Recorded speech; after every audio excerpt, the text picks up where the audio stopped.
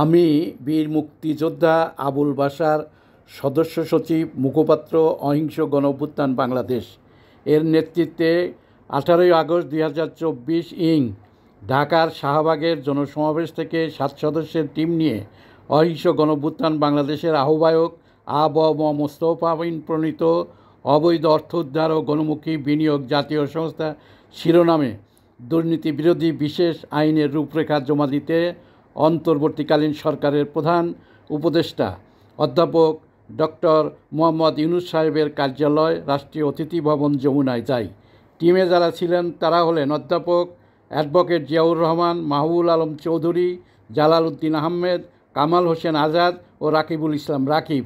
আনুষ্ঠানিকভাবে প্রধান উপদেষ্টার পক্ষে আইনের রূপরেখা গ্রহণ করেছেন তার প্রেস সচিব জনাব শফিকুল আলম। আমরা আশা করছি জনগণের আকাঙ্ক্ষার প্রতিফলন হিসেবে সরকার আইনটি পাশ করবে।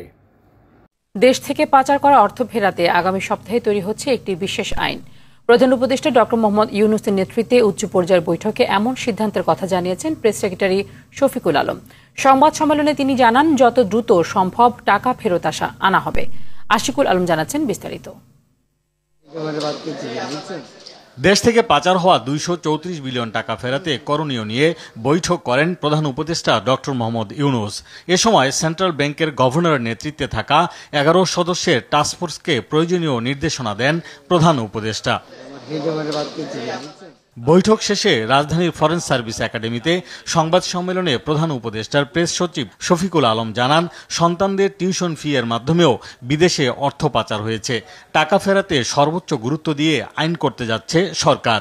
একটা স্পেশাল আইন করার, এই টাকাটা কিভাবে আনা যায় এটা ত্বরান্বিত করার জন্য, এবং এই যে কাজগুলো যে হচ্ছে সেই কাজগুলোর মধ্যে কোঅর্ডিনেশনটা আরো স্মুথলি করার জন্য একটা আইন খুব শীঘ্রই করা হবে।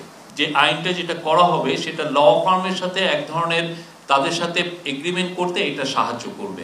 প্রেস সেক্রেটারি জানান, 11 ব্যক্তি ও প্রতিষ্ঠানের বিরুদ্ধে টাকা পাচারের অভিযোগ পাওয়া গেছে। এর মধ্যে 1 নম্বরে রয়েছেন সাবেক প্রধানমন্ত্রী শেখ হাসিনা। আমরা তো আগে জানতাম যে এটা ব্যাংকিং সিস্টেমের মাধ্যমে বা অন্য কোনো ওয়েতে, হুন্ডির মাধ্যমে বা আপনি ওভারহু ইনভয়েস বা আন্ডার ইনভয়েসের মাধ্যমে টাকাটা পাচার হচ্ছে। চিলড্রেনের টিউশন ফি পাঠিয়েছেন 400 কোটি টাকার উপরে, 400-500 কোটি টাকা। 11টা কোম্পানি এবং ইন্ডিভিজুয়ালস, তার মধ্যে প্রথমেই আছেন শেখ হাসিনা এবং তার ফ্যামিলি।